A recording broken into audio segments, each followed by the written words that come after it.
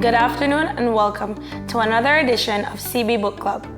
For those of you who don't know, CB Book Club is a short video series through which we showcase our talented local writers and their work with the hope of arousing interest and getting people to read books by Belizean authors to fill their free time while under lockdown. In today's edition of CB Book Club, I'm very excited to welcome Miss Joey Garcia, an accomplished Belizean writer who currently resides in the U.S. Welcome to the CB Book Club. Hi, thank you. How are you doing? I'm well. It's very hot here, and I know it's hot there. So we're in the same place in some ways. In some ways. Miss Garcia, can you kindly tell us a little about your time in Belize before you migrated to the U.S. and your roots here in Belize?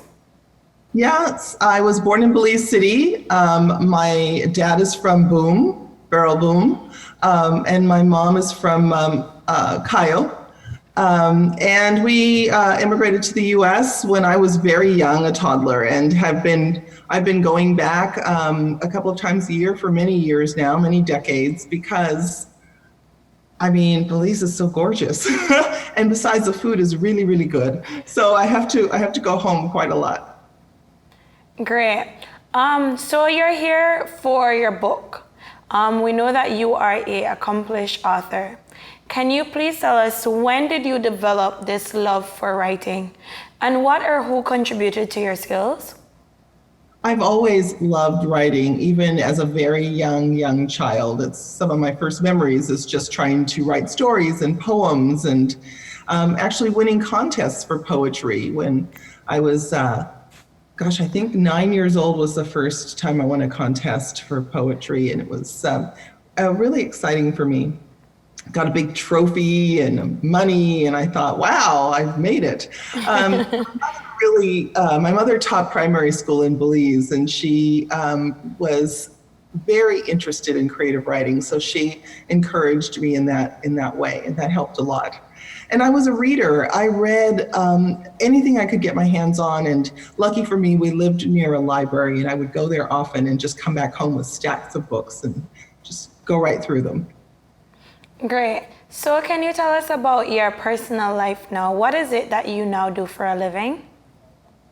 Well, I'm glad to say I do many things. I like to think of myself as a multi-passionate person, meaning that I'm a creative person and I experience that in different ways. I have different outlets for my creativity. I write a relationship advice column for a newspaper. I've been doing that for 23 years. I provide segments on healthy relationships for a television network here in California. And I work as a life coach, helping people to have better, healthier relationships. And because I do love writing, I'm also the founder and director of the Belize Writers Conference, which is an annual event that is open to writers from all over the world, but held in Belize, in Hopkins. And the goal is to help develop the professional skills, creative writing skills of Belizeans and the others who come to the conference. Great. I can't help but tell you that after I did my research on you, I said to my mom, I said, wow, I get to interview Belize's very own Carrie Bradshaw. And I was so excited. Thank you for that. Yes. And now, Miss Joey, can you tell us a bit about your book? The title of your book is When Your Heart Breaks, It's Opening to Love. Very contradicting. Can you tell us about that? Yeah, I was trying to think of a title for my book, and that's what came to me, because if our heart is broken, it's broken open, right? When something cracks, it's open. And if we are willing to go through the experience of heartbreak and really come out to the other side, then what happens for us is we are softer, more understanding, more compassionate human beings. And we carry that into our next relationship. But what most people tend to do is they're heartbroken and they're holding on and they're angry and they're acting out and lashing out at people, and they want closure. And there's no such thing as closure. So nobody else can give you closure. You can only give it to yourself. Definitely. And what inspired you to write this book?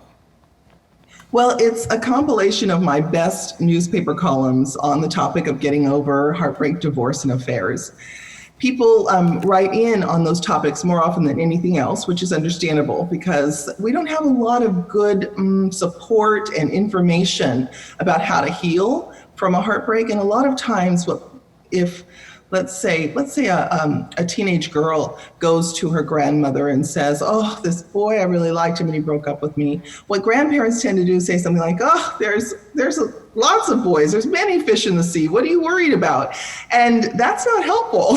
So we don't really have a good way of dealing with it. So what I thought with this book is by giving questions and answers that are grounded in a very practical spirituality and personal growth, that we can find a way to move forward. That's one of my things in life, is how to move forward when things seem to want to crush us or we feel like the world is against us. It's not. We just need new eyes to see and experience things with.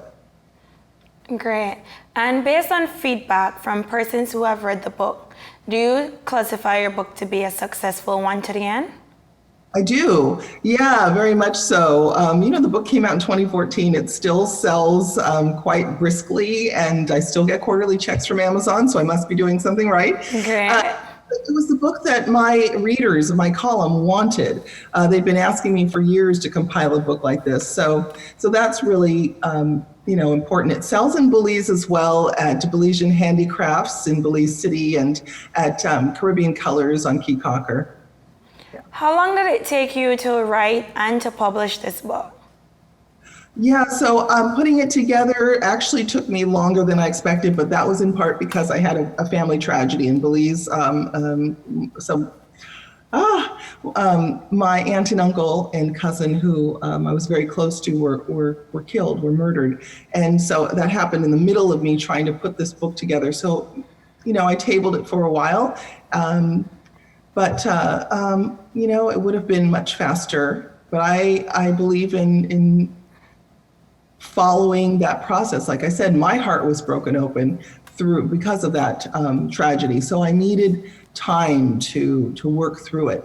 And even though this book is mostly about romantic relationships, our heart is broken in many ways, and we can always learn how to become better people as a result of whatever trauma we've been through. Thank you, and that's very unfortunate, and condolences goes out to you. But for aspiring authors at home who are sitting listening to this right now and are afraid to publish or unsure of how to publish, can you offer them some form of encouragement? Absolutely. I think one of the things that I see, there's a lot of interest in writing, creative writing in Belize, and we need more skill development. So I think one of the things is take advantage of all the free things that are available on the internet if you have internet access. And if you don't, get yourself some good books on the craft of writing, because that's very important. It's not just writing, but all writing is revision. So revise, revise, revise.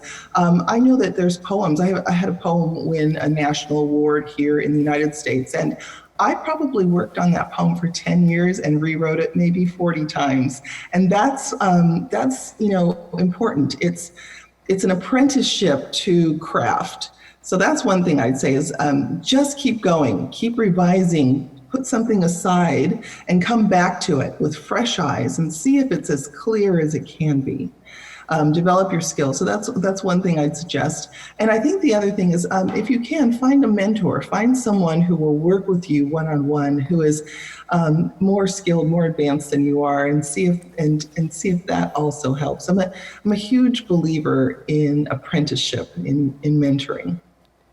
Okay, and so now for the Belize Writers Conference, which I think you're very much proud of, can you tell us what that is? Absolutely. So the Belize Writers Conference is a 5-day event, as I said, held in Hopkins at Jaguar Reef Resort.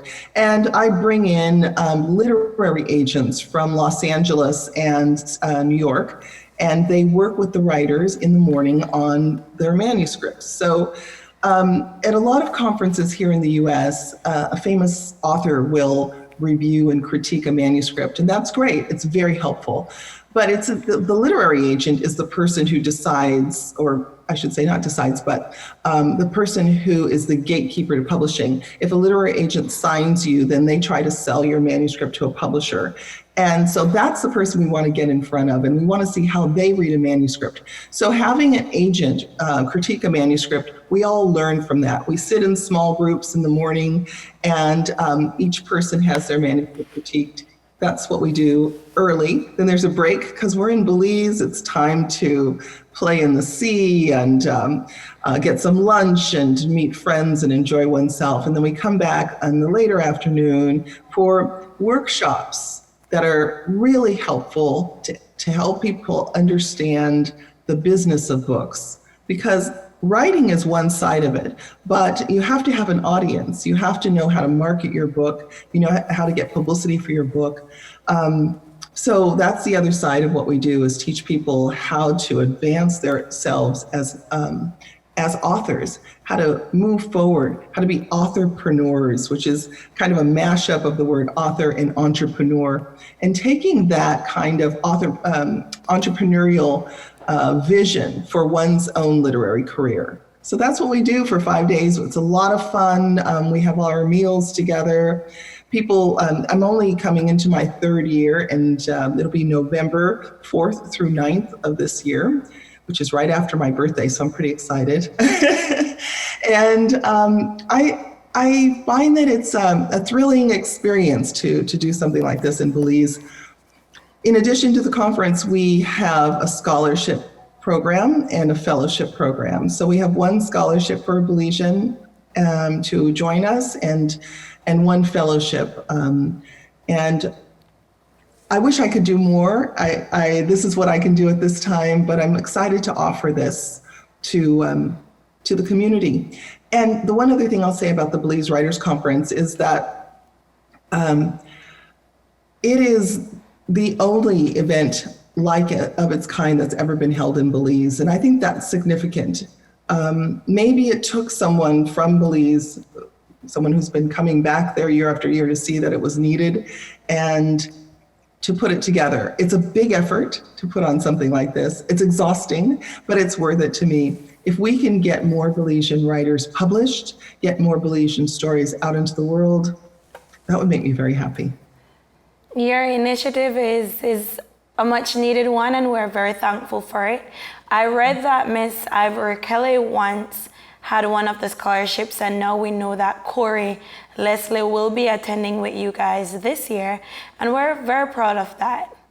That's right. Yeah, Ivory Kelly was our first fellowship recipient, so she was able to come to the conference free of charge and receive mentorship as well.